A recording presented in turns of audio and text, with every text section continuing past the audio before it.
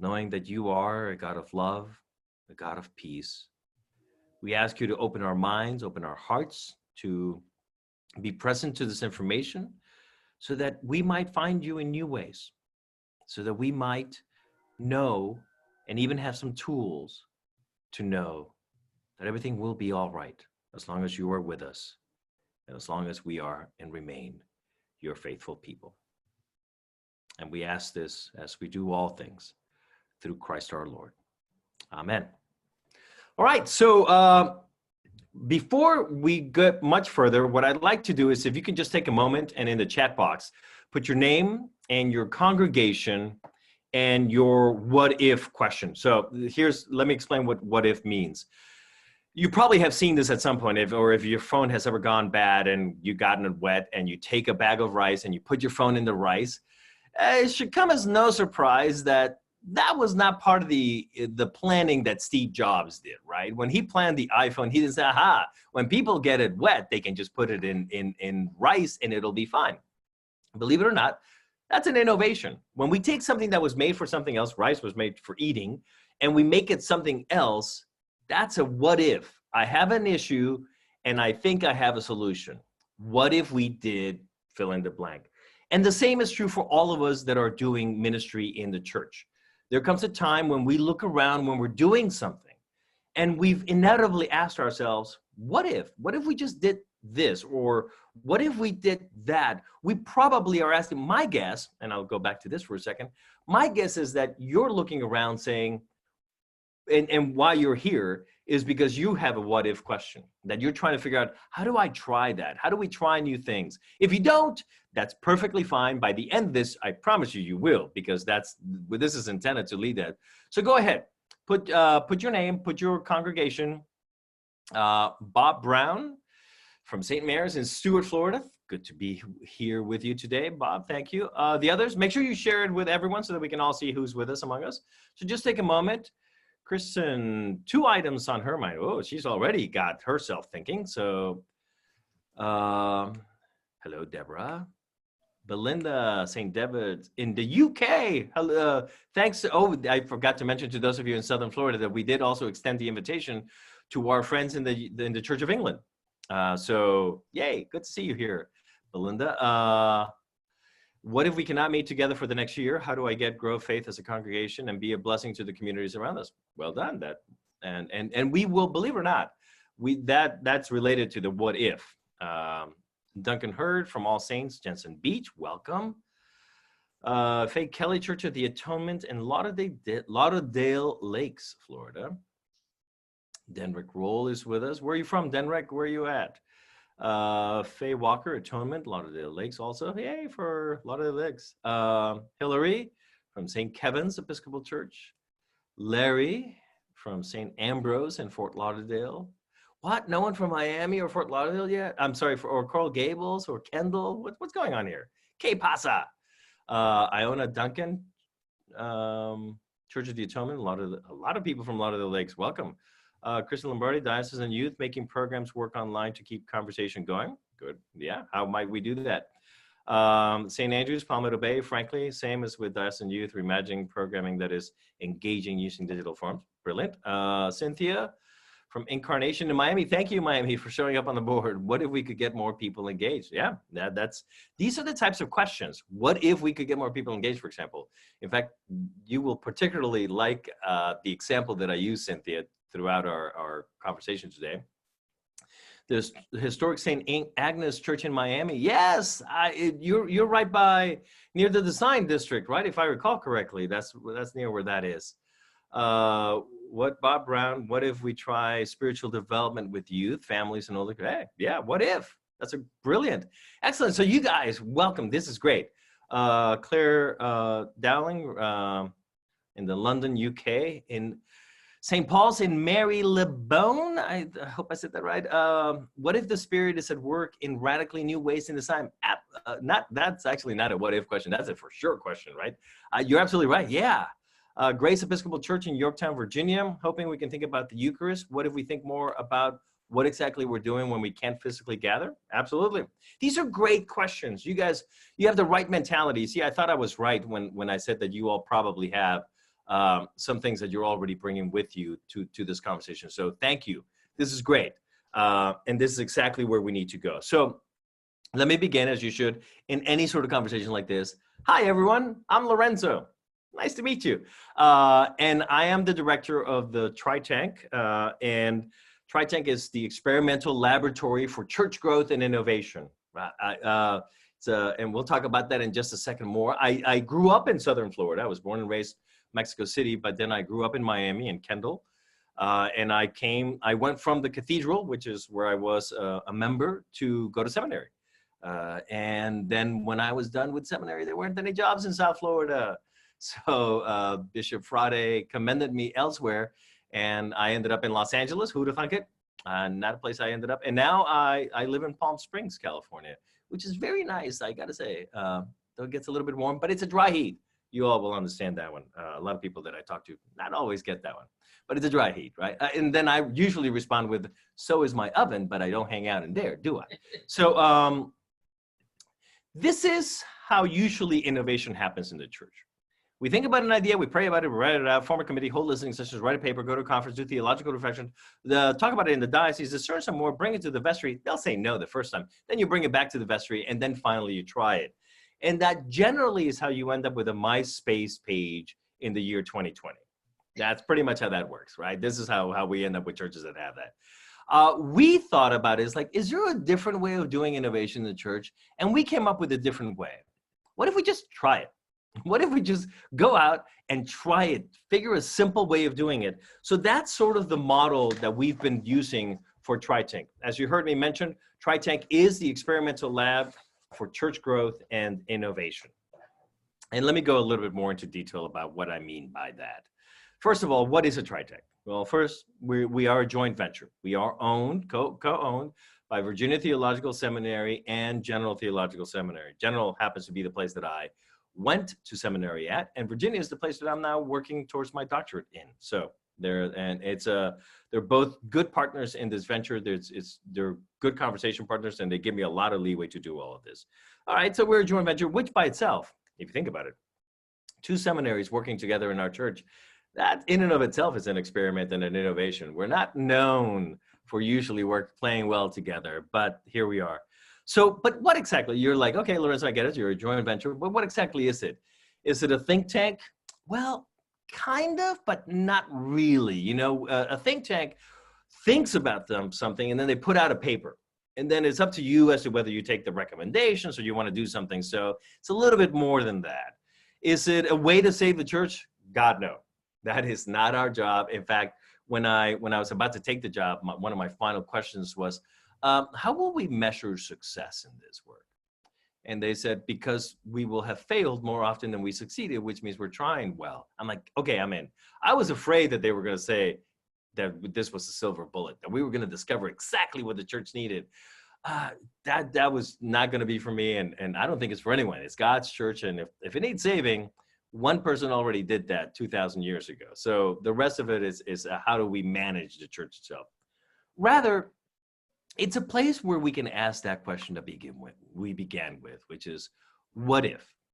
What if we do this differently? What if we did that differently? What if we added different music? What if we did all of these questions that we have thought through?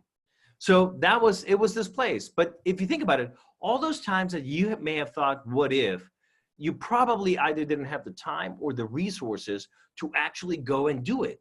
So this was an opportunity for us to say, what if we dedicate time and resources to do those questions, to actually expand on them, say, what if? Oh, well, yeah, what if? And actually go and explore and actually ideate and actually go and try it. So that's what we wanted to be. We wanted to be this place that actually did things. And that's why we're more than just a think tank. We're a TriTank. We're a think tank that actually takes action. And so, but I think our experiments is what really speaks best for us. And we have we have 56 of experiments so far. So why don't we go ahead and take a look at some? And by the way, that is me at the Consumer Electronics Show in Las Vegas, where I was literally on the floor with a guy from MIT talking about innovation and how we might bring the design thinking, which is ultimately how our framework that we use, and we'll go a lot more into detail of design thinking in a moment. but that's the framework that we use for the work that we do. So let's look at some of our experiments to show you. Remembering that in all that we do, it's all about Jesus. All the work that we do must always be centered on Jesus and the gospel and the good news, because otherwise it is nothing. Otherwise, no matter how successful it might be, it is nothing. And particularly when things don't work out and it's a failure, it would be easy to chalk it up to, but when we're centered on Jesus, when we're centered on God, then even when we fail in trying something new, we know that we've done good. We know that we've done the work that we're called to do in this world. So here are some of the experiments. So when COVID-19 happened, we had to stop a whole bunch of our experiments because our experiments are in congregations. So we had to literally just say, okay, pause, because there were no congregations. Nobody was meeting, right? But we did see another need. We saw that there were a lot of people who were dying and that there wouldn't be enough chaplains to be present to the people who were dying. So we said, might there be a play? Might there be an opportunity in there for us? And we asked, well, what if we got retired clergy and one phone number so that people who needed someone to be with them in this time could be with them? And so we created Dial-A-Priest. There was one national phone number that people could call, and you would end up with one of 100 retired clergy from the Episcopal Church on the other end of the call. These are people with decades of experience in ministry who have now retired. And they were so willing to volunteer that we ended up with 100 actually on the call, on the line, on Dial-A-Priest. But at the same time, we also ended up with about 200, just over 200 others who were volunteers on a wait list who wanted to volunteer. That's how generous our church is. And we put the number out there. It was featured in the New York Times. It was featured on NBC News, on Univision, Telemundo. A whole bunch of places, newspapers, USA Today picked it up, their network. And we ended up taking a whole bunch of calls. We just recently ended it because, as it turns out, the people who most wanted to reach out to a priest, and this speaks to our society, right, a lot, were Roman Catholics. And for them, it's really important who gives the last rites administration at the time of death, that it be a Roman Catholic priest, otherwise it doesn't count, right? But we provided something like close to 20 hours over the few weeks that it ran. We provided 20 hours total aggregate of conversations with people where we were just present to them. And usually there would be 5-minute conversations. So it was a whole bunch of conversations that we did. And what I think is also very important about what we figured out in this thing is that we could go from idea to actually having a live phone number taking calls in 7 days. That's how quickly we were able to do that, to literally find the technology to do it, find the volunteers, train the volunteers to go on there and put them on there on a phone. That was a 7-day process that we did that in. So it showed us that we were able to be very agile as a church. And 2, it also showed us that we have a vast resource in the retired clergy of our church.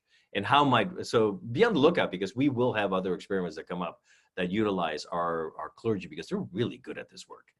Now, this other one, and I'll start to play the video so you can actually see it as it happens. This is called digital collection plate. What it is, it's about the size of 2 cell phones, as you see it there on the video. You dip your credit card in. You can see it also has the signs. For those of you in the UK, that's for tap technology, and I know that you guys have it in the UK already. But this was an opportunity for people to, and there's one of 6 amounts. And in just a few seconds, what you just saw was the person actually making a contribution to the church. That's how long it took. That was it. And why do we want to do this? Because we see the trends that we are going to a cashless society. And it will not be too far in the future where people don't have cash in their pockets. In fact, if anything, it was probably accelerated a little bit by COVID, as we wanted to pay more with our Apple Pay or with credit cards, and also because right now, if you're getting someone into your church who is not a member of your church and they have a $20 bill and a $1 bill, you are not getting the $20 bill. Let's be honest about this, right? So the more we make it easier for people to contribute to the church, then the better it would be. Now, we're actually changing it around a little bit so it'll be different. So it's just about tap. Because in Europe, tap technology, which is the credit card that has the 4 little lines in the back, is a tap card. It means you can just tap it onto the machine and make a payment. You don't have to dip it. You don't have to swipe it. You don't have to do anything else. By the end of this year, it was expected that we would have close to 300 million tap cards in the US. out of the total 650 million credit cards that are presently in the US. So as we're going more and more towards that, this will be a much more feasible for us to use. So that was our tapping technology.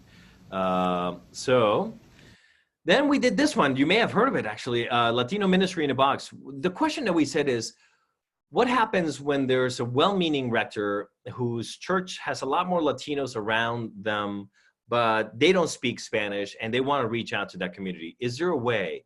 And so we said, what if we used multi-site technology that our evangelical brothers and sisters have done so well, meaning receiving the information via a screen? And what if we used a systematic approach to be able to do that? It worked. We actually tried this in 8 congregations around the country, and we did it. We began with a little Bible study on a particular night, and people built community. Even though the rector was not a Spanish speaker, there began to be a Spanish-speaking contingent part of their congregation. And this actually was so successful that the dioceses of Pennsylvania, New Jersey, and Delaware together are joining together to offer it as a ministry for the church, for the wider church. So it will be made available to anyone who wants to use it to be able to reach out to their community, even if they don't speak Spanish. And what you see here is Father Alex and Mother Nancy.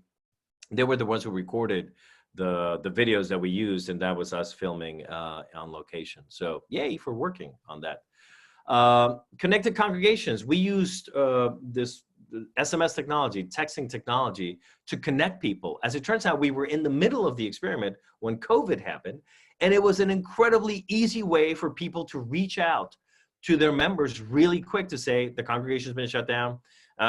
Is there anything I can pray for? And the technology is so advanced these days that you don't have to do it on your phone. You do it from your computer. You're able to literally be able to send a text to 50 people, all personalized, like, hey, Deborah, or hey, Jody, it's Father Lorenzo, just you came up in my prayers today. Is there anything in particular you want me to pray for? And then people would respond back. The theory here is, what if we connected more regularly with people? Because what we know is that people who more regularly connect with their congregation are more likely to go to church on Sunday. So this is the same as brand loyalty. This comes straight from business school, which is brand engagement leads to brand loyalty. So if there was engagement with the church, would people be more apt to go back?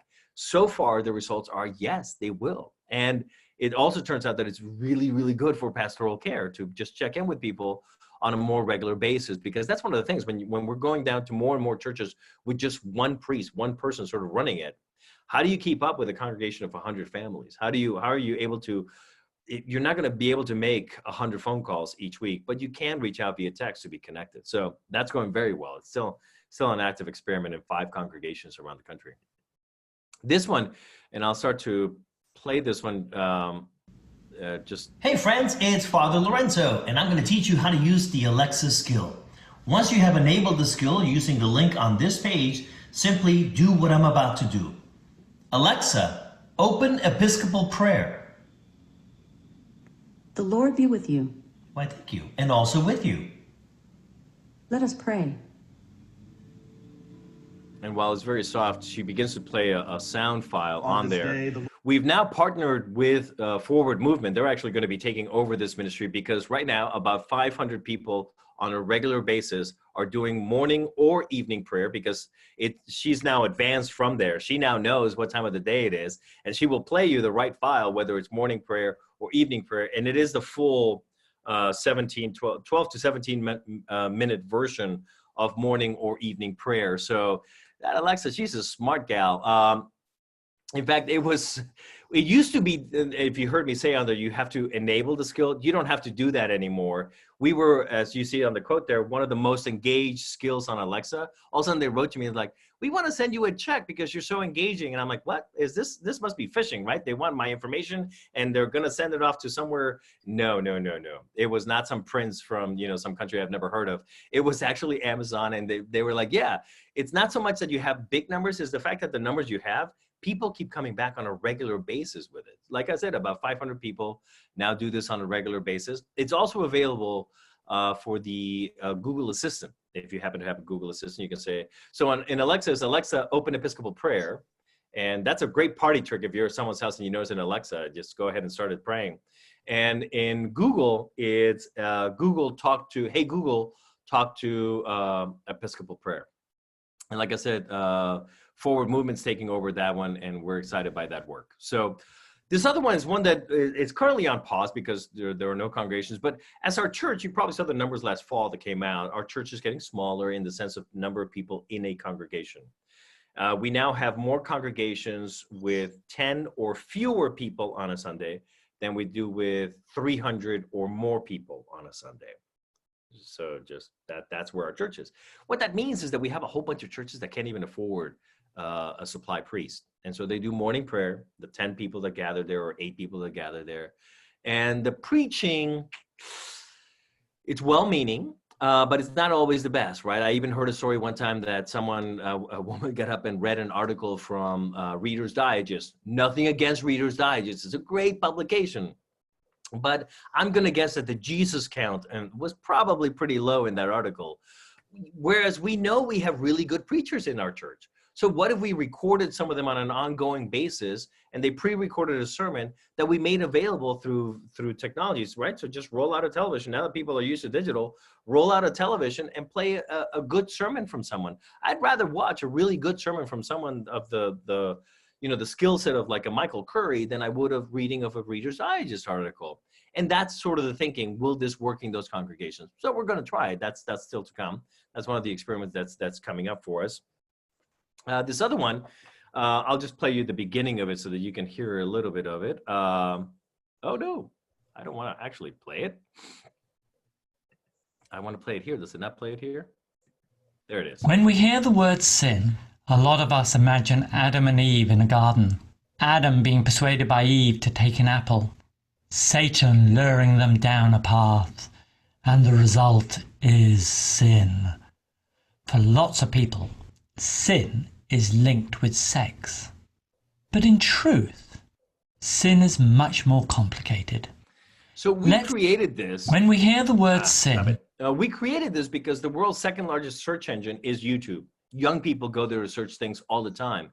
And when you go on there right now to search some theological terms like what is sin or what is baptism or what is prayer, the responses you get are really weird and awful and just like not who we are. So we said, what if we actually created a small library of theological terms or concepts and that we were able to explain them in about 2 or 3 minutes so that when a young person or anybody goes to YouTube to search and we actually pay to so that it will rank higher. Would that work? And so we just finished the 5th video. We have 5 videos in our theological library and we're going to test it. We're going to market it so that if somebody does type in the word, what is sin? This will be one of the first ones that comes up on YouTube as an ad that we pay for because we want to see how people respond to it. And then hopefully we'll be able to expand the library and do more because this is where young people are to remember. What if we wanted to reach more young people? Somebody asked in one of the questions. Yeah, this is how we do it. We go and meet them where they are. We go and meet them when they're asking those questions. So that's what we're trying to do with the theological videos. Spin Church. I love this content. This was meant to be one of the best things ever, I got to tell you. So if you've ever gone to a Soul Cycle, I don't know if their Soul Cycles exist in Southern Florida or not, but they're like big in New York and other places. It's basically a spin studio, right? With all the little bicycles.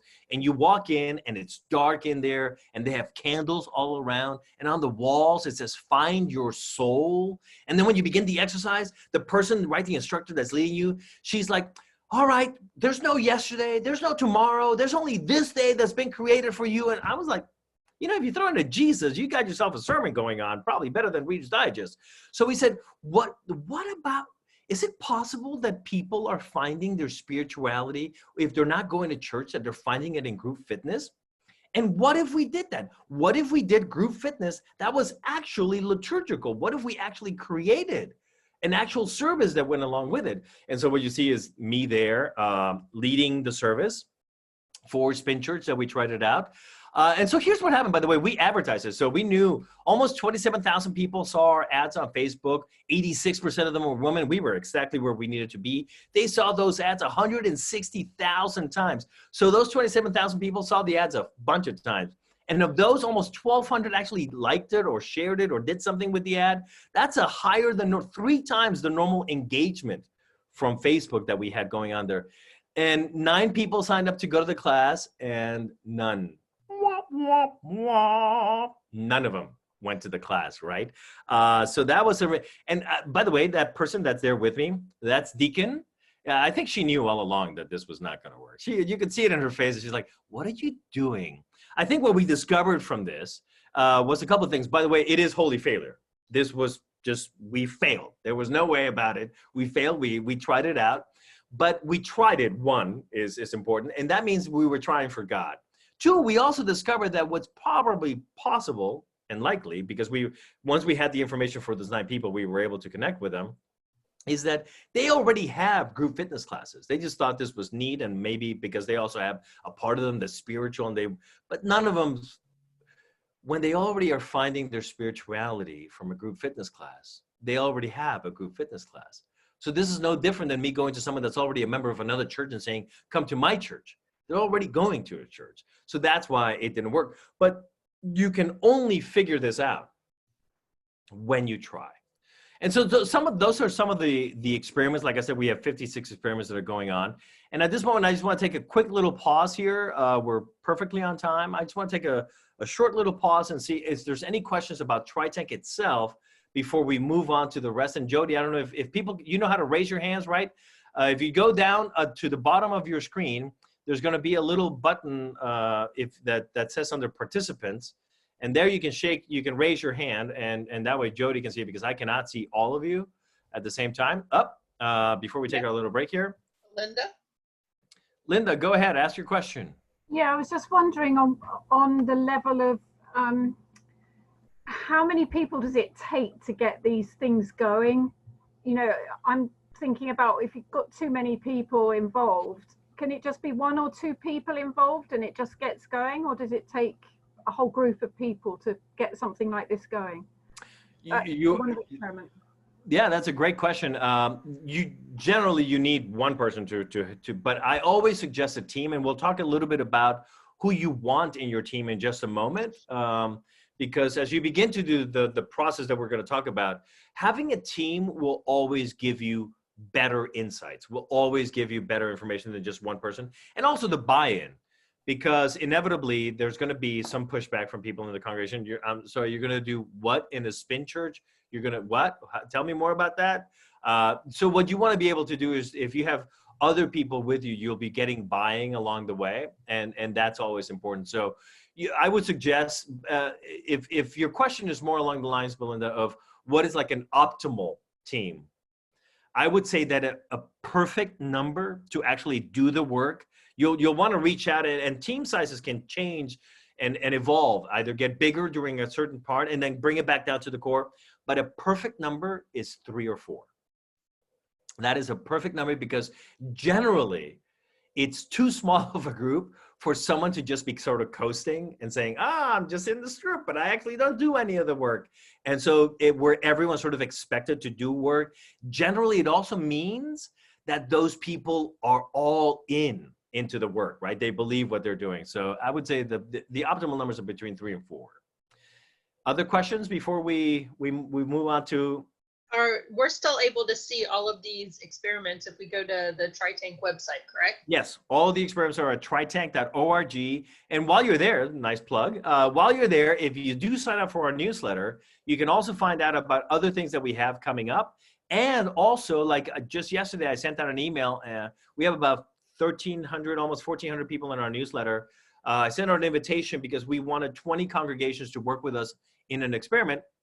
And 32 of them, as of this morning, have already applied to work with us on an experiment. So that's how we put out the call for people to work with us in experiments. And we cover the cost of the experiments. We just need places to actually try them in. We need those guinea pigs, as it were. Any other questions, Jody, before we move on? Nope, that's all I see. All right, so what we're going to do now is, only because from here on until the rest of it is going to be straight on, and this is going to be fire hose at you all at once. So it's going to be a lot. So just take a moment to refresh your coffee if you don't have it. Right now, I have it as 8:40 in the morning, so that would be 11:40 your time. At 11:45, we will resume. So just take a little break. You can shut off your camera, and we will start back up at 11:45.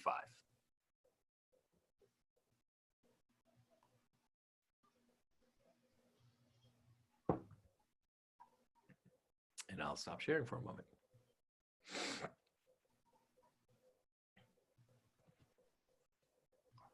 I'm gonna myself take a little second. Am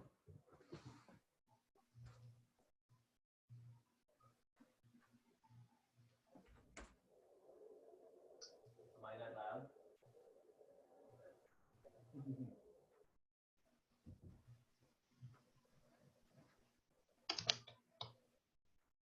I don't want you to like be writing everything down. You will get a copy of the whole presentation. So just rest assured that that's coming towards you. So, okay, let us go forward. So far, you know that at the core of what we do is this question: what if? What if we did this? What if we did that? So it all begins with what if, because posing that question allows you to discover new things. Is when you're asking the what if question. So for our purposes here today, I wanted to have an example that we could just sort of continue with that example going forward, so that we're sort of building, because they all three steps build on each other, right? You do the insights, to do the ideas, to do the trying, all theoretically build on each other. You don't begin with trying, you begin with the insights. So the question we're going to be using is, what if we intentionally sought out new members? And that's a very specific question, because most of the time we just think people are going to come to us. It's like, well, we're there, right? People are just going to come to us. So what if though? What if yeah, I hope people come, but what if they don't? What if we actually wanted to go out and find people? And now's when we begin the actual work. We use this process called design thinking. Some of you may be familiar with it. Some of you probably might remember, even like 20 years ago, I think it was on Nightline, there was an episode about IDEO. Is a company based in California, IDEO, and they're a design thinking firm. What they do is they create new products. They did this whole thing on Nightline, how they created sort of a new sort of cart for grocery stores, and how they went through their process. And it is just it's a really neat process, and that's what we're going to be going through. It's really just about problem solving, because every time we do what ifs, what we're actually doing is saying there's a problem that I'd like to solve. Like in our case with our question, what if we intentionally sought out new people? The problem is that we don't have enough people, or we want more people. That's the perceived problem. Is not necessarily a bad thing in that sense, but rather is what spurs us to want to change something. I have a friend who says that the only time you can change your paradigm is when it doesn't provide the answer to the question you're seeking. And most of the time what people do is they change the question rather than the paradigm. But design thinking allows you to change the paradigm to say, well, what if we did it differently? Rather than well, we've always done it that way. What if we did something different? Going to the point that was just sort of brought up, before we even begin, you're going to want to have a little team. You're going to want to have, like I mentioned, between 3 and 4 people is a perfect sort of number, is optimal for it. But you want to create a little team. And here's what you want to look for. You want to look for people that have different skills. You don't want to have a whole bunch of introverts. You don't want to have a whole bunch of extroverts either. If it was just a team of me, that would just, nobody would get a word in edgewise. So you want to have people that are introverted and extroverted, someone who's really good at analyzing stuff, someone who's really good at organizing and keeping us all sort of together. That's what makes it work, is when you have the different skills. Then, because you will be having different roles in the team, right? Someone who's an organizer can be the one that sort of keeps you on schedule, on time, on budget. If you have a budget, you don't always need a budget, but that sort of keeps you together. So the different roles, think of, and it's based on the question. As you start to think your question through, you'll start to sort of see, oh, we probably will want someone who's really good at researching in the library, or we probably want someone who's, whatever those things are. And it, like I mentioned before the break, the team size can evolve. It can get bigger and smaller based upon your current needs. So it might be that you want someone who's really good at researching, but maybe only during the research phase, maybe only during the first part of it, as you're trying to gain the insights. So you'll think through the roles. You want to have different ages, cultures, and genders. Why? Well, because diversity works. Diversity is important so that you can have different ideas. You can have someone that says, well, this impacts us this way, or have we thought about this? Or when someone mentions TikTok, that at least one of you knows what TikTok is, right? So that you don't all go like, is your clock broken? What's going on? So that you're able to actually, know a little bit. So ages, cultures, genders. And that's where T-shaped people, you want people that hopefully have a little bit of expertise, but that also have multiple skills. Those are the best people for your team. Those that have just, that may have 3 or 4 skills all at once, because it's rare that you find that we only have one skill. Most of us have multiple skills, right? And that we have deeper expertise in some of them. If you notice in the T, the reason why it's not a square, the reason why it's a T is because in some of those skills, you'll be really good at it. And so if your question is about, maybe the question that, like the question we're looking at, how might we reach out to new people? And you're thinking already that probably involves some young people. It behooves you to have people that sort of have a level of expertise about being young, i.e. having some young people that can join you in that. This makes sense, right? This is all just common sense as you're doing it, but it's intentionality going into it so you can have a team that works well for you. And that, now that you have your little team together, you sort of have your what if question. That brings us to step number 1, insights. And this is where we begin the real work of design thinking. So going into this first step, what you want to have is you want to have this mindset of curiosity. You don't want to have a mindset that says, I already know the answers, but rather you want to have a curiosity that says, it's okay not to know. And in fact, it's encouraged not to know as we begin this. And so when we, in this step, there's different ways of discovering insights. And these are the ways that we use on an ongoing basis and that work really well for us. It's odd that it's called secondary research and it's first, but that's where we begin, right? Secondary research, and we'll go through these in a moment. Secondary research, observation, interviewing people, and empathy, which is where you really try to live into their experience to gain insights that can help you create something. And don't worry, we will go into a lot of detail in all of these as we go through them. So let us begin with secondary research. The resources that you can use are multiple. And again, keeping in mind the question that we're looking at, right? For our example is, what if we intentionally sought out new people? Well, this is how you would begin, right? You want to sort of be able to Google, see reports. Barna is a research firm. Pew is if you wanted to reach out to Latinos, for example, if that was sort of what you were thinking in your mind, because we all come up with some assumptions.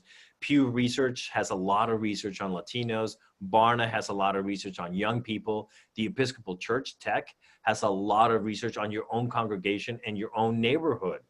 And of course, Google. Google has a ton of research that's available there. Google Papers, Google Books, all of those things add to the work that you're doing. You also want to be on the lookout for magazines, books, newspapers. There's a good chunk of, here's one. I'll give you an example. This one that I happen to be searching through, and I found this one because we're trying to come up with more experiments to try to reach younger people. And this is, was it just Jody? I may not have mentioned this, but the Church of England has been doing their national broadcasts, and they put them on YouTube, and they've been very successful. Not only each individual church, but the national church does a broadcast. And as it turns out, a third of the people who have been watching their YouTube presentations of their worship services are 34 and under, meaning that there's young people that are not turned off by the Christian message. We just haven't presented it either in a way that was interesting, or maybe it took a global pandemic that scared us all to make them realize what was really important. Whatever it is, it behooves us to find out more. So then I found this book, is You Found Me. It's new research on how unchurched nuns, millennials, and irreligious are surprisingly open to the Christian faith.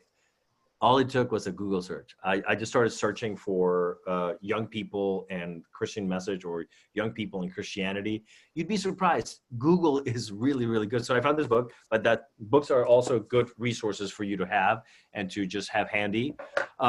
and this is how you do it. So you begin with your goal. Again, remember our goal is, what if we reached out to other people, right? What if we intentionally reached out to bring new people? So you want to frame the research questions. What if we actually reached out to different people? Because then that allows you to say, okay, if we're going to reach out to different people to try to bring them into our work, we're going to have to look at that. And how do we look at that? So you begin to frame your question, because otherwise, right, the internet has a lot of information. You could easily get lost. So as you begin to frame and select your criteria, you're able to retrieve the data that you're going to use. Because as you're looking at this data, you'll actually be analyzing and say, what insights do I gain from this? If you look at your own statistics from Facebook Live, if you've been broadcasting on Facebook Live, or YouTube, if you've been putting it there, or however you've been putting out your digital services, you might also gain some information about what time are people watching it? Where are they watching it? What does it tell you about their demographics? Are they mostly male or female? These types of things will then inform the other stuff that you're able to go and get, these other resources to be able to do deeper. You might be getting more Latinos than you thought. And then the question becomes, how do I reach those types of Latinos who are already watching my English service, even though I don't speak Spanish? The data will sort of lead you from one to the other to the other.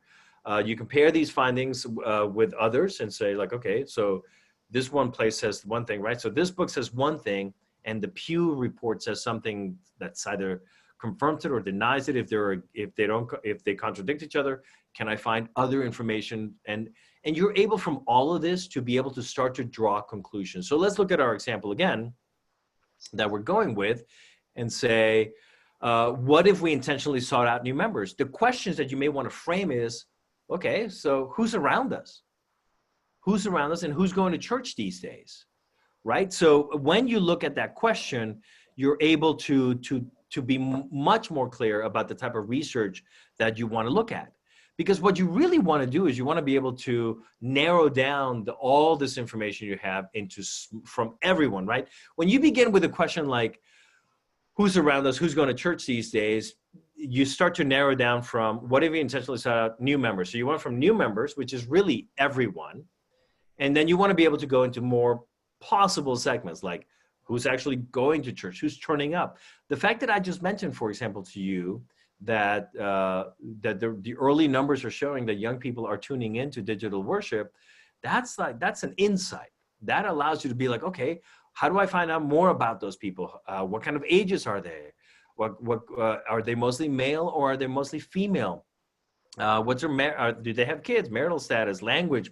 All of these things begin you to be able to narrow down this data that you've had. So you've gone from everyone, how might we reach out to different people, to how do we reach out to a particular group of people? How do we reach out to Latinos? How do we reach out to young people? How do we reach out to 34-year-old women who have 2 kids? You're able to be much more specific in the questions as you begin to go and look at the data. Data gives you so many insights that you obviously cannot predict them, because by definition, these insights are aha moments. They're like, what? I remember that when I first heard the gentleman from the Church of England, Adrian Harris, mention about what I told you about the YouTube numbers. And I was like, what? I think in the middle of the workshop said, could you repeat that data point again? I want to make sure he said it right, because that sort of is different than what we've been told all along. We had been told that young people were totally out. They didn't want to come in. So now knowing that, you're able to be like, okay, so let's follow with his example, right? Let's follow with that one.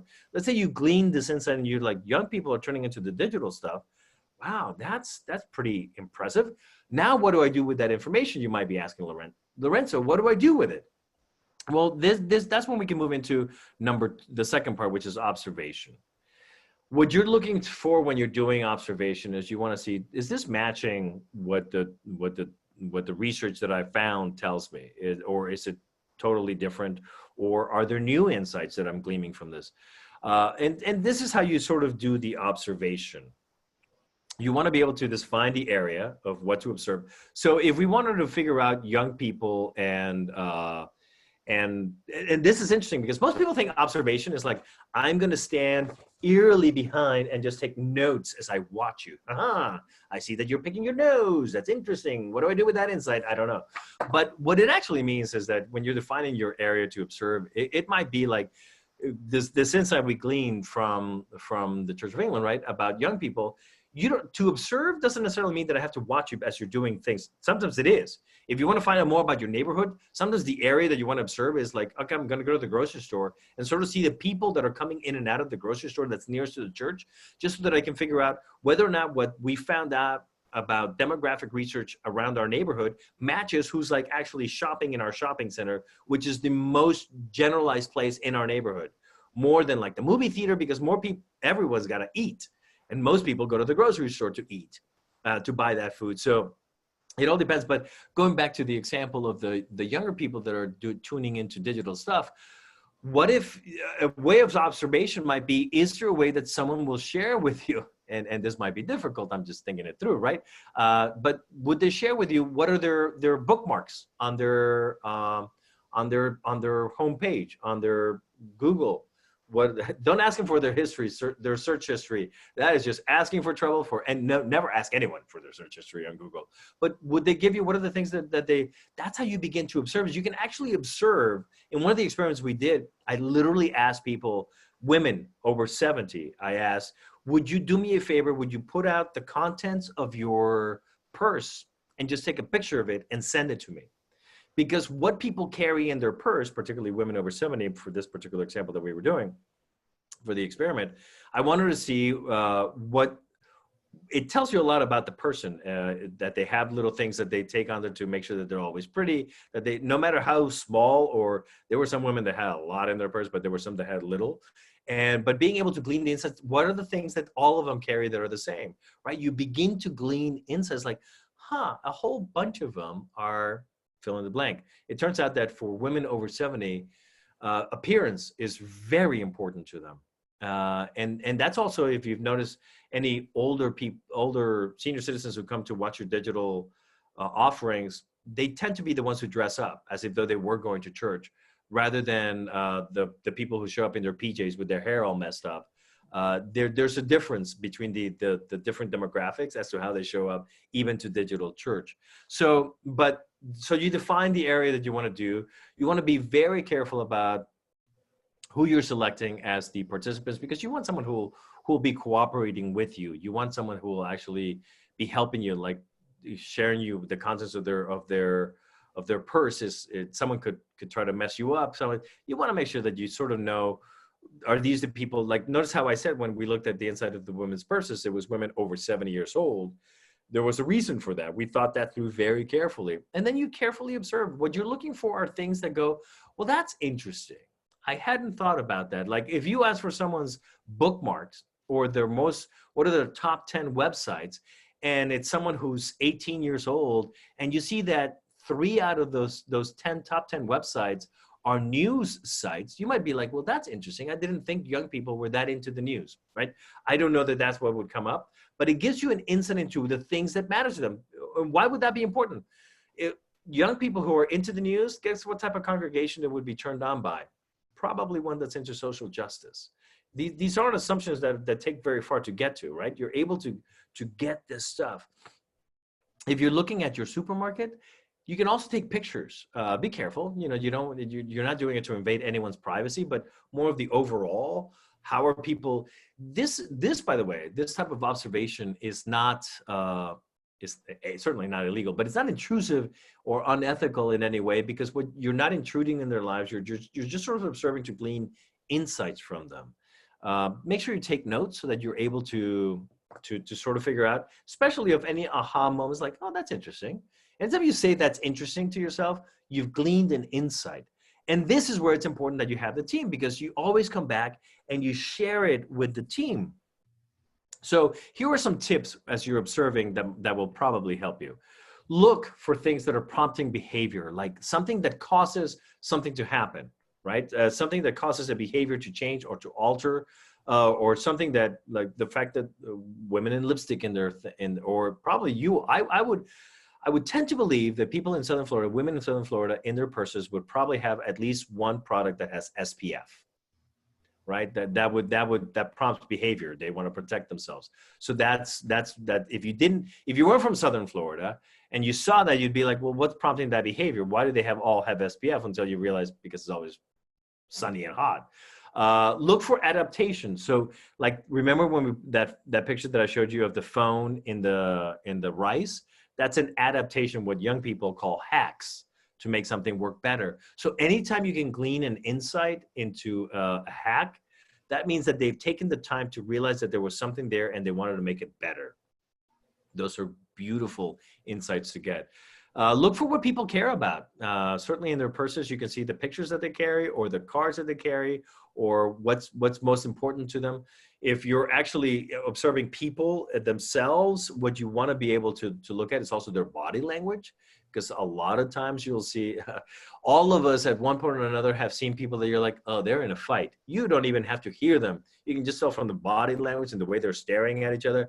You can tell a lot from body language about the emotions of someone. Look for patterns.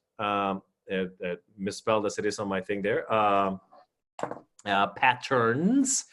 Because what you want to be able to see is what are some of the objects or routines? What are some of the things that they use often? What are some of the routines that they change often? If going back to the example of looking at younger people, if you were able to look at the apps that they use, for example, you'd be able to see what are the patterns, what are the ones that they most use. Nowadays, that iPhones automatically unload, or they have the app there, but you see the little cloud that's there with the download, means that you don't use it enough. That would also give you an insight that they downloaded some apps, but they're not using them, or they haven't used them in a long enough time that it's not saved on the phone itself. That's a brilliant insight, because it tells you that there was something about the app that they caused them to download it, but not enough that they were able to continue to use it. So again, and you would be able to glean that from just, can I see your phone for a second, at the apps that you have, and feel free to put any apps that you don't want me to look at into a particular folder and tell me not to look in that folder, but I will look at the others. Just let me see real quick. That will give you a lot of insight into what's happening there and the routines. And as always, what you're looking for is that the unexpected, those things that's like, huh, that's weird. That's interesting. Like it did when I found out about the age of the people watching, right? So that's what you're looking for. Those are some of the tips as you're doing this work. And you'd be surprised if you just think of yourself like a documentarian, someone like, and now we're seeing the humans in their natural habitat, and look at that the mess they shop, or whatever it might be. Remember, the mindset is curiosity. You want to be open to finding and discovering the insights. And because then you're going to start to analyze what is actually matching what the research, right? When I looked at this book, it said one thing, and I basically went out to find what's called, if this is secondary research, you can imagine if I'm doing the research, what it's called is firsthand research. And that's what you're able to start to, and if you glean some things, if all of a sudden you have an aha moment, you sometimes from there are able to be able to start to draw some opportunities. And it's early still, but you want to be able to start looking like, huh, because this is where your what if question becomes a deeper what if question. Like, huh, knowing this about people, what if we did something? Knowing that young people are tuning into digital worship, what if we created something that was just for them or made specifically for them? So rather than just a general offering, was something that was out there for them. Just as important, it's important that you observe your congregation. Take a moment and just sit at the back and jot notes and just watch your people. Watch when they come in, watch how late they are, watch how early they are, how do they sit, when we do gather again, right? That's sort of a prerequisite of this. But the reason why that's important is because if you want to reach out to young people and you have a congregation that, like if a newcomer comes in and not a lot of people say hello to them, it's going to be difficult for you to keep new people that come. So you also want to sort of have a baseline of where you're at to be able to work on that. Because if you're not greeting people, then before you start inviting, you can also start simultaneously working on how do we make it so that we're a more welcoming congregation, right? So again, going back to our question, what if we intentionally sought out new members? For example, from the secondary research and observations, we now know that we have a potential segment. So We were able to research, we gleaned some insights. It's like, oh, these are the people that are in our neighborhood. These are the people, this is what the research told us. We confirmed it by going shopping and seeing the type of businesses that are around our church, by the type of people that hang out around the neighborhood where our church is. So it matches, so that's great. So now what you're actually starting to do, remember, we've gone from everyone to now you have a potential segment of people that's like, these are probably the people that we want to reach. And that's when you go into the next one, which is it's time to go deeper. It's time to interview. Dun, dun, dun. If we had sound effects, that's when I would have dropped that sound effect. And an interview is relatively simple.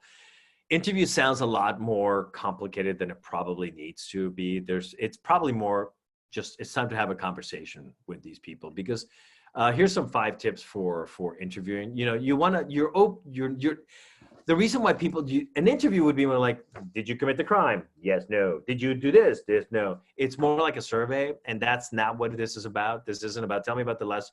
You want to ask open-ended questions. This is where I said, it's a conversation. You want to ask them, if we were looking at someone's apps on their phone, and you notice that some of them are news apps and that they're used on a regular basis, hey, tell me more about, when was the last time you checked out the news? I noticed you have apps about news in your, tell me about that. What excites you about the news? Why do you keep up with the news? Why is that important that you looked at multiple sources? Stuff like that. Again, when you're coming at it with a curiosity mindset, it makes it much easier for you to be able to do that sort of work, to just have that conversation and ask why a lot. That's tell me more about that. Why do you do that? That's interesting. Ask for specific examples rather than generalities. You certainly want to. Those are called show me moments, right? And when you ask, just I put an asterisk there, because if you deepen the connection with the person, if they say yes, right? So the reason why, hey, can I see your can you tell me about the last 5 times that you went on a date? I don't know if you were doing something for young people and you want to do like a singles thing or something, and you want to ask permission. Like, is it okay if I ask you about your personal life? The moment that you do that, they say yes with before the question, right? When you're asking permission, what you're actually doing is you're asking them, hey, could you let me in a little bit deeper? And if they say yes, then of course, this is one of the places, by the way, where all of us who've ever done pastoral work, this is because we've all had these conversations where we have to ask to be invited in deeper. It's like, would it be okay if I ask you about, when you grew up? Would it be okay? That type of thing. Or if someone's in the hospital, we sort of have that mentality already in the church, which is great. So ask for specific examples. 3, you want to start broad, right? Begin with the bigger questions like, hey, where'd you go to school? Where'd you grow up? Tell me more about that. And then sort of start to narrow down, like, you don't want to begin with like, hey, why'd you stop going to church? You want to sort of begin with the bigger and see what other insights you might get there. Because what you're doing is you're building rapport. Make sure that your own body language is building rapport. Make sure that you're doing this in such a way that it is it's open to what you're actually seeking from people, right? It's you want to be able to do it in a way that's good for both of you. Again, that's why the word interview, I really need to come up with a different word than interview, because maybe I should just say have a conversation, but it's still called interview because that's what design thinking calls it. And it's still about seeking information, whereas a conversation sometimes is not.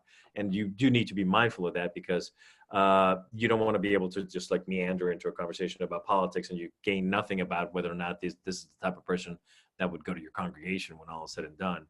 Mind the gap.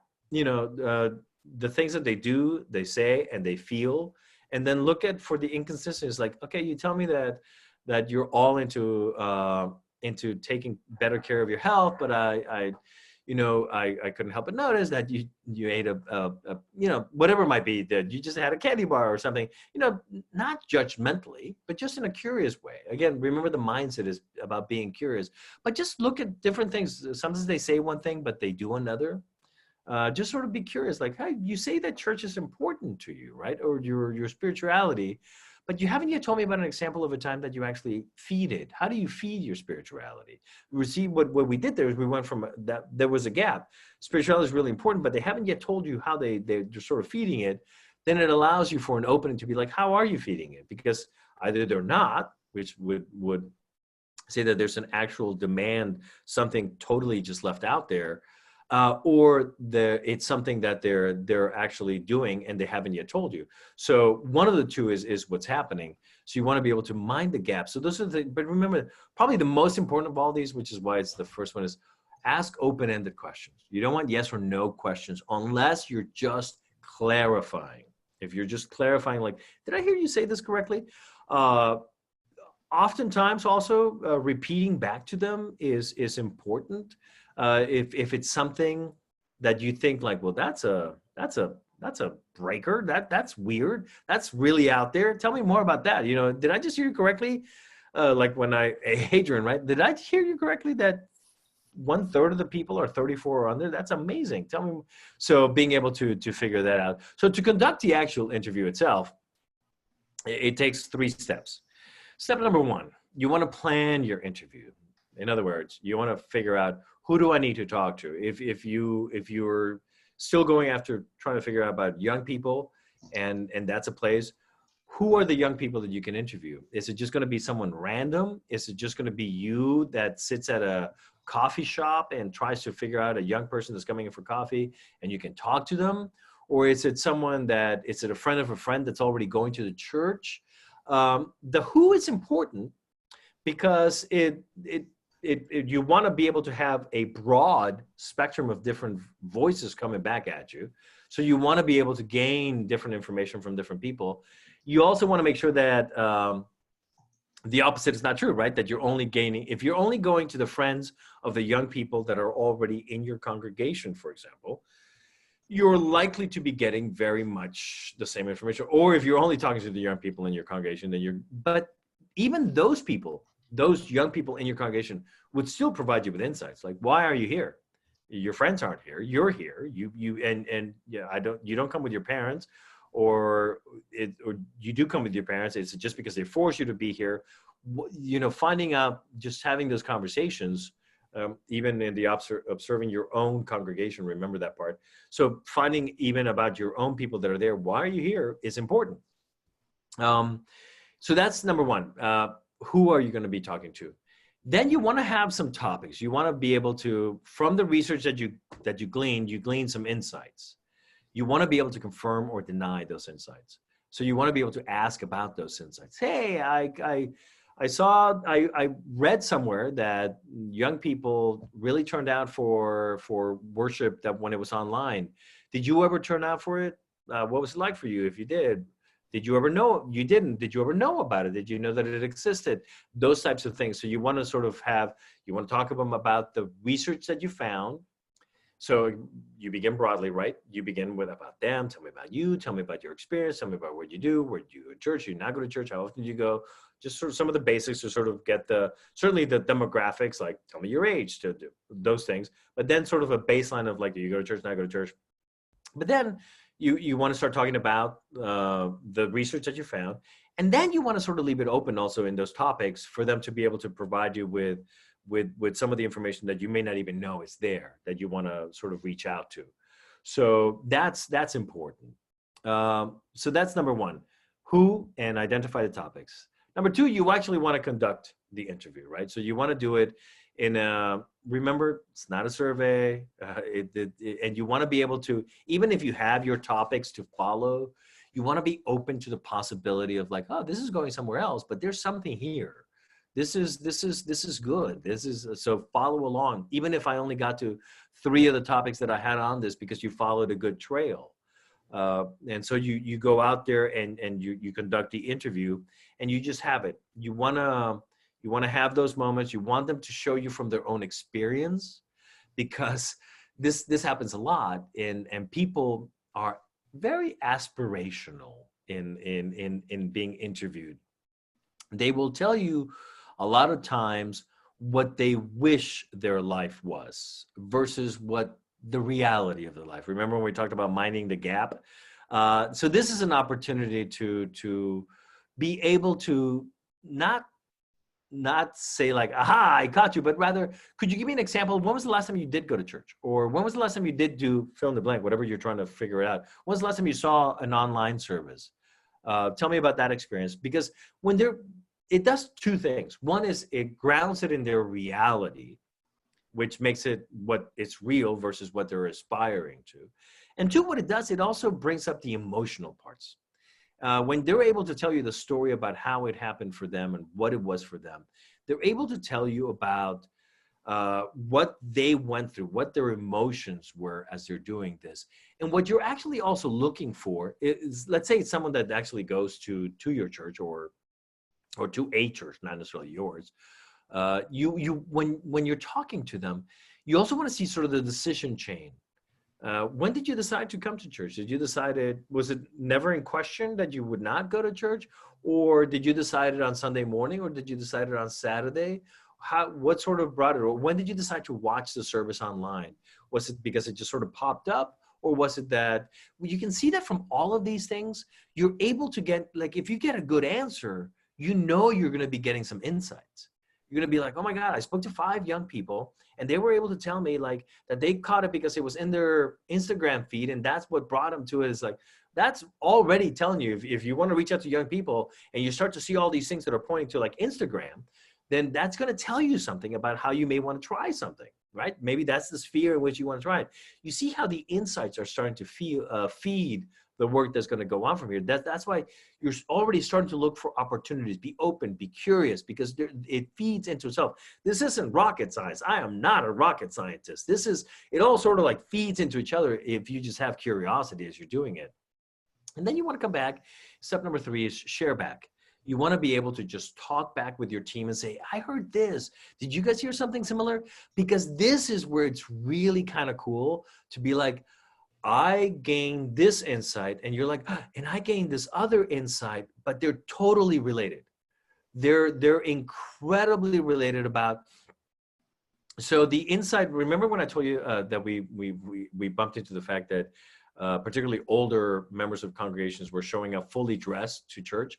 I gleaned that insight. That was not my insight. My insight was actually that they actually find meaning, just as much meaning from an online worship experience as they do in person. They miss the social aspect of it, but meaning-wise, like, do they find the transcendence of God and just as much as if they were in person? And my colleague who was doing the research with me, he discovered the fact that they dress up, but notice how they go together. Notice how the reason why someone dresses up is because this is just as important as if they were there in person. This is meaningful to them.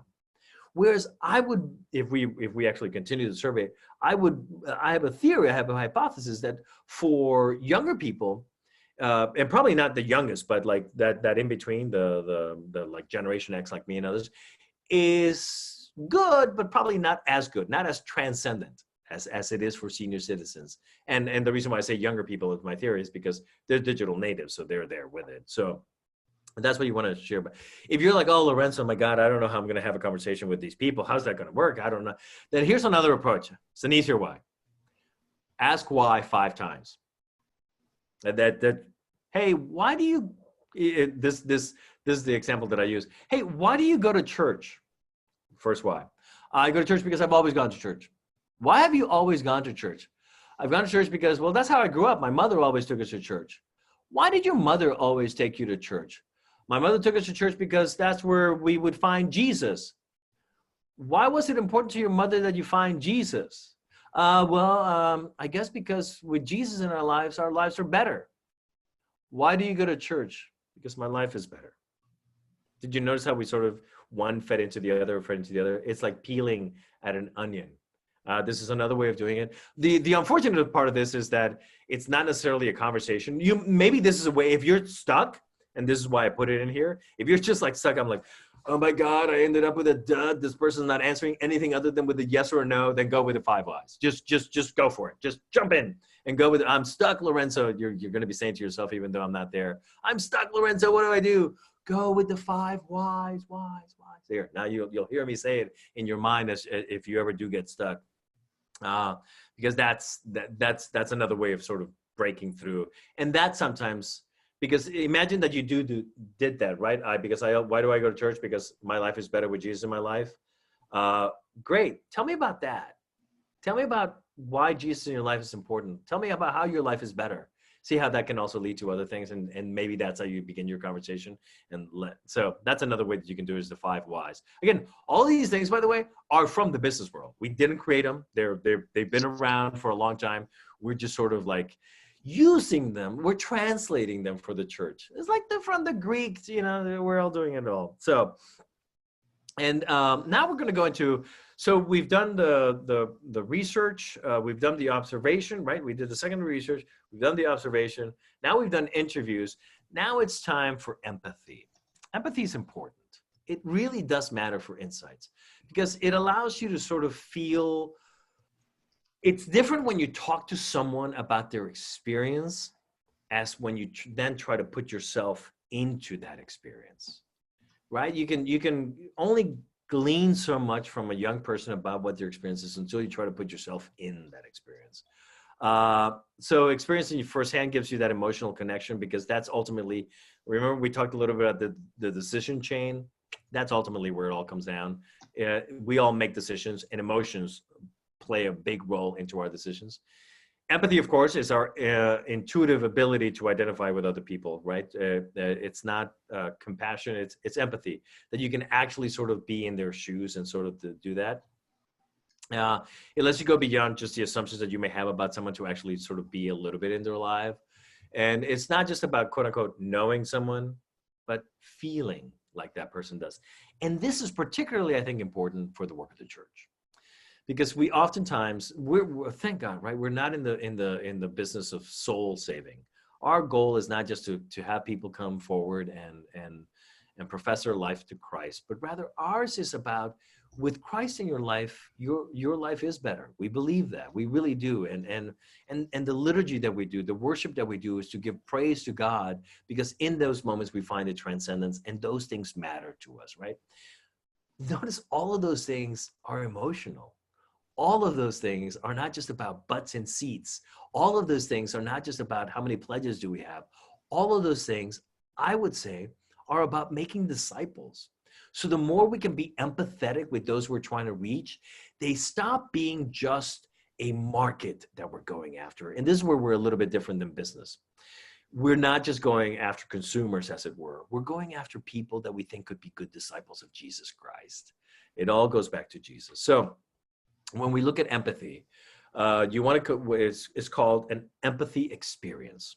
So to conduct an empathy experience, right, to be able to sort of get into the shoes of the other person, you want to plan about what you want to learn. You want to learn, and I'm going to give you an example here about one that I did. So when COVID happened and all of us went online, we discovered senior citizens, right, were going online. That's what this example that I'm using. And we wanted to find out more about what were they experiencing. Was there some truth to the fact that they're finding more meaning there? Was there some truth to what's it like for them? We can have a whole bunch of research that tells us that they're showing up, but what's it like for them? So we wanted to learn in the experience that we were creating. One of the things that we learned when I did it, so we learned from the data that they were showing up in bigger numbers. We have some congregations, like, in fact, for the experiment that we had applications turned in yesterday, we asked for what's your average Sunday attendance, your ASA, and it's like pre-COVID, it was like 60. Post-COVID, we have like 160. It's like, well done. Yay for COVID for you. But what we wanted to actually sort of learn in this case, as seniors were showing up, was we wanted to get a glimpse of what does it mean. And we looked at, so the data told us that. Then we did some observation. We were able to see them, right? What do they bring with them? How are they dressed? What are they gaining from? We did some interviews. And in the interview, someone tells me, and it was a comment in passing. Someone said, well, it's good to have a plan B. And they just went on. I'm like, hey, could you go back for a second? You said it was good to have a plan B. Could you tell me about that a little bit? What do you mean by that? I never would have thought about this. They said, and I did research afterwards to confirm it. They said, well, you know, when you get to a certain age, some things start to not feel so good, and sometimes you don't know when you wake up on Sunday morning if you're going to feel good enough to go to church. And the church that this person went to was not online before COVID. It's like, and I always, even in a lot of pain, made my way to church.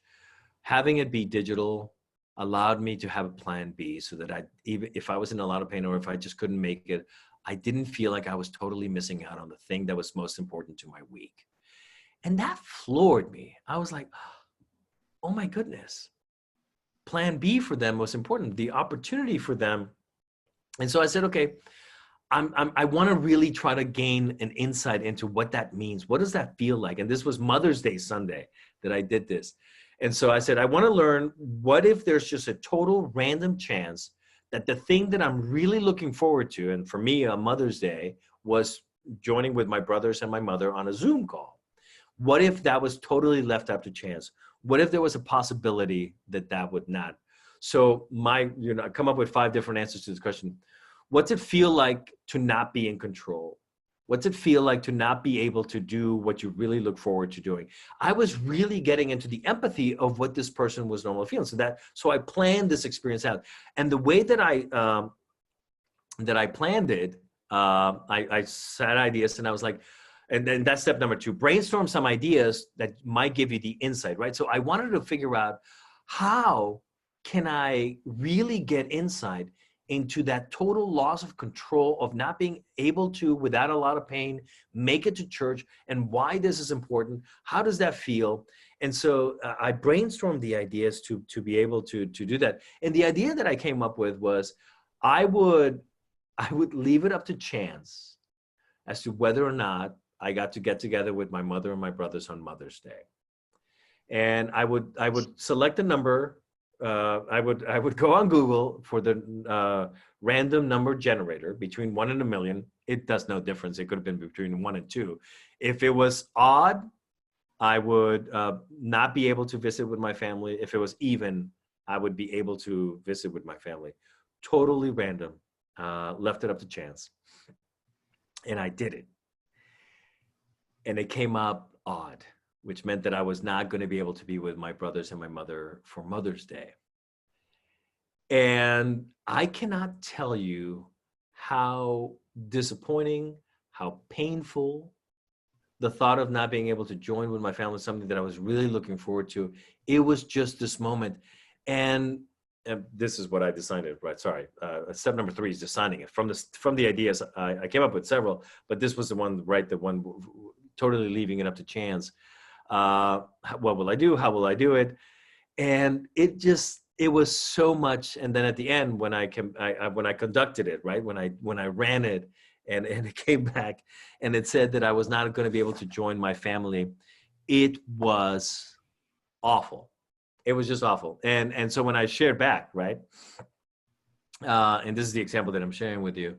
When I shared back this, I actually confessed to the other team members of the team. It's like, I wasn't able to go through with it. I wasn't going to make my mother suffer because of the chance. But even for that moment, because when I went into it, I felt pretty lucky. I felt like, oh, what did it, just from that moment of realization though.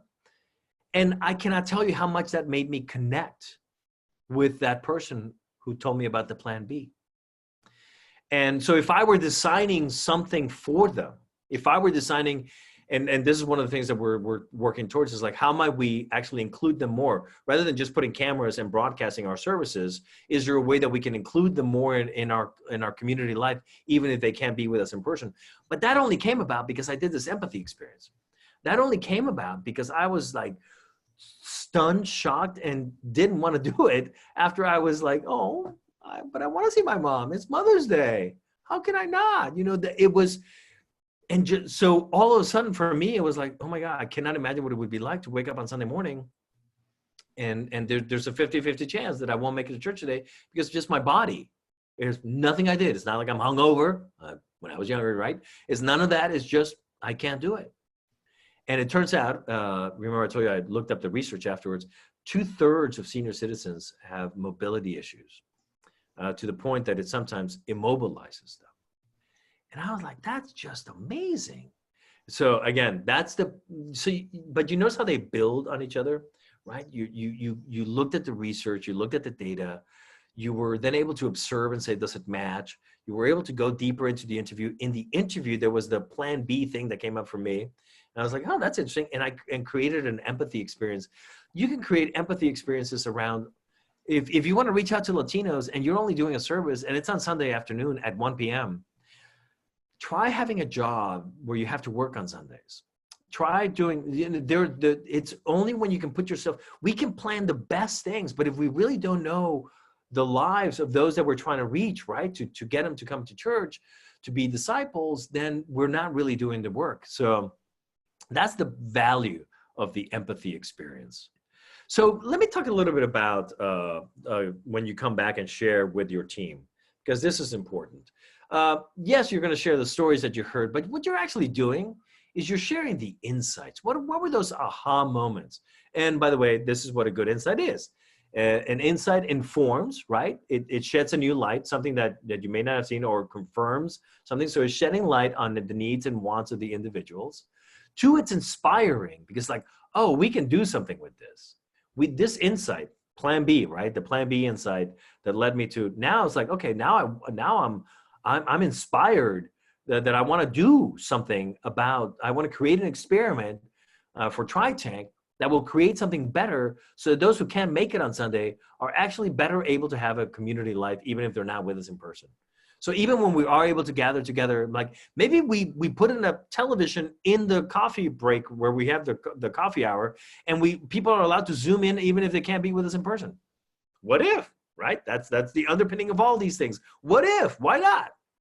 And the third thing of a good insight is that it's memorable.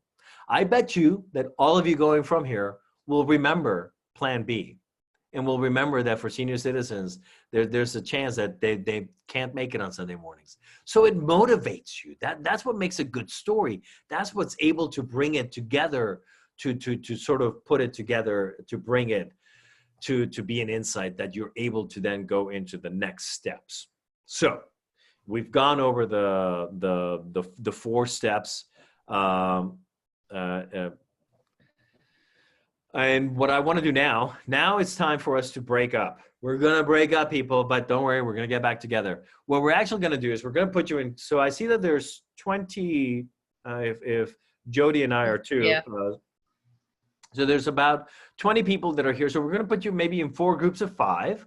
And Jody, if you can start sort of assigning those groups. Here's what we're going to do. Once you get into your group, I want you to find someone to interview. One of you will be someone to be interviewed, and one of you will be someone to be interviewed. Someone to conduct the interview, and someone to be the interviewed. The interviewer and the interviewee. I need to clarify that one there. Interviewer and interviewee. Assume that whoever the person is going to be interviewed, assume that that's a segment, quote unquote, of the type of person you want to come to your church, right? Going on our example, what have we reached out? So you're trying to glean some insights. You want to learn about this person. So you'll have 10 minutes to do the actual interview. Take your time with it. It's a conversation. Learn about the person. Don't forget, if you get stuck, go to the whys. But learn about the person, learn about them, try to glean some insights. And then you're going to have 5 minutes with the others in your group to share those insights. Because here's what I want you to do. The person doing the interviewing is going to be focused on, oh my God, what's the next question I should be asking?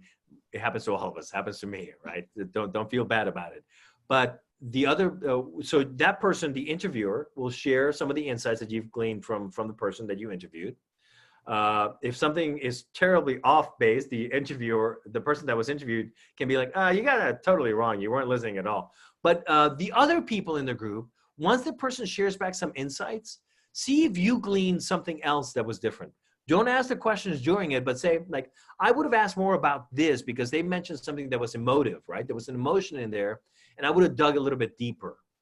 I would have, so that's what you want to be able to do is be able to listen more, because you're not doing the questions. So you can listen more and just share with each other and see, and the person that did the interview can be like, oh yeah, I totally could have done that, couldn't I? So let's go ahead and do that. And what are the others here? and then we'll come back and we'll have about 5 minutes to debrief, and then we'll be done with today's date. So, Jody, if we can go ahead and send the people. Remember, separate. Find one person to do the interviewing. Do that real quick. There's one of you who will want to be interviewed, one of you who will be the interview.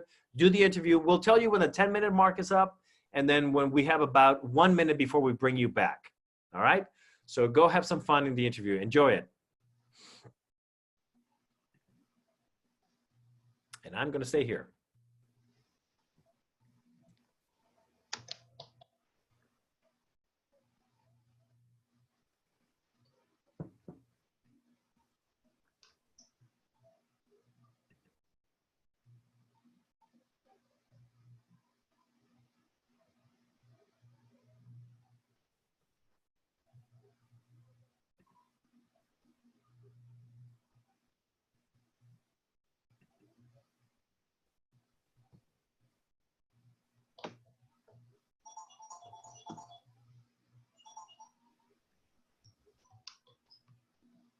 Interviews where you walk away from it and you're like, I wonder if we actually gleaned anything from it. Nope, I did not. But you learn about someone else. And church is about relations. It is about relationships. And so even if all you did was have a good conversation where you learned about someone who lives in London, England, as Barbara did, then that in and of itself is not a bad thing. So the reason why we wanted to do this exercise was because interviewing sometimes feels weird. Interviewing feels like a sort of not quite normal thing that we do, and you're like, how do I do this? Why am I doing this? What's in it? So you want, the more you sort of practice it, the less it feels like you're a marketer that's trying to do something for, or in any way do something that just seems unchurchy. It is churchy. It is relational. It is about who we are. And it is from those insights that we glean that we're able to do this work. So with that, let me just tee up tomorrow, because we are officially at the end of day one. Tomorrow when we gather, we're going to talk about what do we do with these insights? How do we turn them into actual ideas of things that we might try? And there are ways of doing this. This isn't just like you with a pencil and it's like, okay, now what do I do? There are ways of doing this that are that spur your creativity, that sort of get it going and flowing. These are some of the things we learned from the business world, right? They do this on a regular. So we take that and we'll walk you through it. I'll walk us through that process as well. And then we'll finally talk in the last part tomorrow, we'll talk a little bit about how do we go ahead and execute on those ideas? How do we go ahead and try with what we call the minimum viable prototype? You don't have to go out and create something totally new and spend hundreds of thousands of dollars, but rather how do we, using very few resources, just try the fundamental of what we're trying to get done. So that'll be our day tomorrow, same time, same bat channel. And with that, I'm gonna bid you adieu. Thank you very much for joining us today. I'm gonna stick around if you have any questions, but thank you for joining us, and we will see you tomorrow. Let me go ahead and I can actually stop sharing. I'll see you tomorrow morning for the same time, and hope to see you all there so we can take some of this and move it down to creating new stuff for the church. So thank you all for joining us, and we'll see you tomorrow. Thank you. I had a question, Father Lorenzo. Sure, Bob. That is, are you familiar with Father Christian Anderson? Yes, I know Christian. Voices? Yeah. Yeah, He's our assistant rector. Oh, brilliant. He's a friend of mine. He's a good guy. Excellent. In fact, I was there the day he was ordained a deacon.